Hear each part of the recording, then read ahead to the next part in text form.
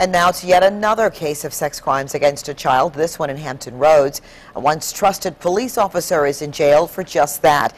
Investigators say Stephen McGee raped an underage girl several times.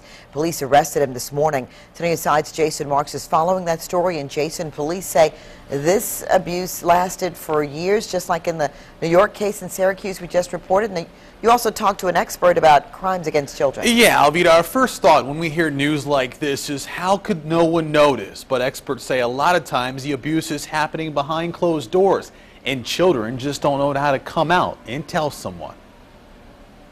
Well, that's going to leave lifelong scars. In Virginia Beach's Gary Rotfuss has spent his life trying to repair those scars. As a licensed clinical social worker, he's heard the horror stories firsthand. Just about every healthy adult, this is the kind of the worst case scenario situation when you hear about a child who's being victimized. And we've heard it a lot lately.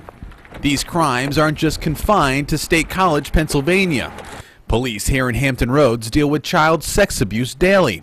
The most recent case happening in Poquoson. It is very shocking when it happens, but unfortunately it can go on for a long period of time. Investigators say that was the case with Stephen McGee. McGee worked as a Poquoson police officer. He's accused of repeatedly raping a young girl. Rotfuss says cases like this can be confusing to the victim. It's a complete reversal of the way it's supposed to be. It's someone who's supposed to protect you, and who you're taught that's there to protect you is now taking advantage and manipulating that role. As McGee sits in jail, the young girl is getting treatment at CHKD. Like the cases at Penn State, no one knew what was happening, yet experts say there are signs parents can look for. There's going to be changes in their normal patterns of behavior, where the child may become more withdrawn, the child may become more angry and throwing frequent temper tantrums. So how could no one know there's abuse?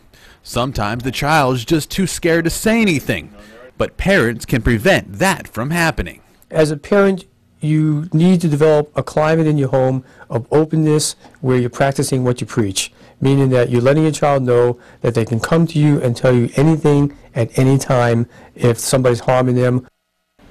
And experts say when a child does go to a parent, it's important for that parent to stop everything and listen. If not, there won't be that trust. As to Stephen McGee, he's being held inside the Western Tidewater Regional Jail. He's been fired from the Poquoson Police Department. Jason Marks, 10 on your side.